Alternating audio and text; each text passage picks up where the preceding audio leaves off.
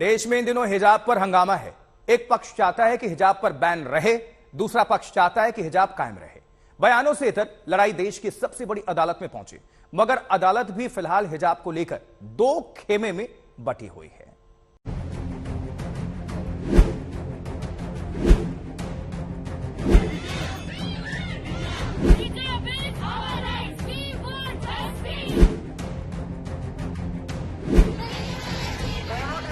अजब हाल है, पर्दे के लिए मचा बवाल।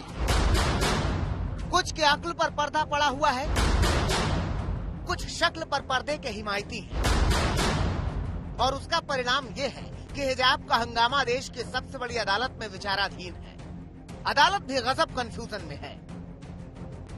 जस्टिस हेमंत गुप्ता ने स्कूल कॉलेजों में समानता के आधार पर हिजाब बैन के कर्नाटक सरकार और उस पर कर्नाटक हाईकोर्ट के फैसले को सही ठहराया और बैन के खिलाफ अर्जी को खारिज कर दिया। तो वहीं जस्टिस सुधांशु धूलिया ने हिजाब बैन करने के कर्नाटक हाईकोर्ट के फैसले को खारिज कर दिया। उन्होंने कहा कि हिजाब अपनी पसंद का मामला है और हिजाब से ज्यादा अहम है लड़कियों की शिक्षा, जिसमें रुकावट नहीं आनी चाहिए।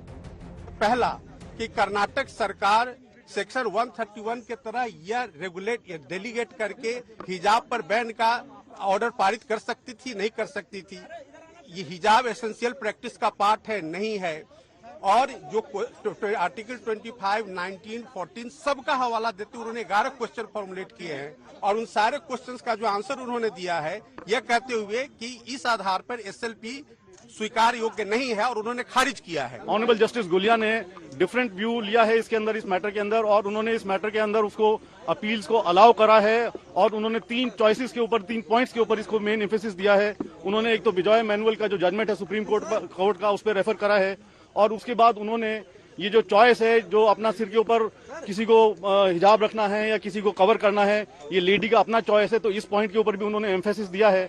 और तीसरा पॉइंट जो इम्पोर्टेंट उन्होंने बोला है कि जो बच्चों की तालीम और एजुकेशन का मामला है वो बड़ा इंपॉर्टेंट है और बच्चों की तालीम के लिए हमें ऐसा कोई काम या ऐसी कोई चीज जिसमें उनकी एजुकेशन के ऊपर रुकावट आए तो उस चीज का उन्होंने एम्फेसिस दिया है कि ऐसा कोई काम जो है उसके खिलाफ है, बच्चे की एजुकेशन के खिलाफ है। चूंकि दोनों जजों की राय बट गई, लिहाजा केस को 3 जजों की बेंच के पास भेज दिया गया है। ये 3 जजों की बेंच हिजाब पर अपना अंतिम फैसला सुनाएगी। तब तक कर्नाटक के स्कूल कॉलेज में हिजाब पर बैन लागू रहेगा।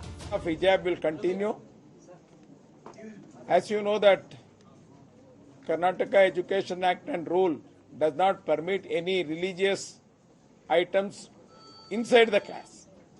So we are very clear that no student can wear hijab inside the class.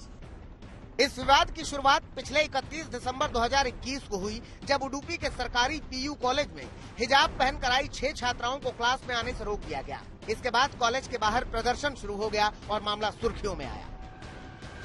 मुस्लिम लड़कियां मांग पर अड़ी रहीं, तो हिंदू लड़के भगवा अंगवस्त्र और पगड़ी में स्कूल पहुंच गए। इस बीच मुस्लिम लड़कियों ने कर्नाटक हाईकोर्ट का दरवाजा खटखटाया। 15 मार्च 2022 को हाईकोर्ट ने फैसला सुनाया और कहा कि हिजाब धार्मिक लिहाज से अनिवार्य नहीं है, इसलिए शैक्षणिक संस्थानों में इसे नहीं पहना जा सकता। मामला सुप्रीम कोर्ट पहुंचा, जहां 10 दिनों तक सुनवाई चली। 22 सितंबर को दोनों जजों ने अपना फैसला सुरक्षित रख लिया। आज फैसला आया तो दोनों जजों की राय बंट गई। अब इंतजार और लंबा खींचा है।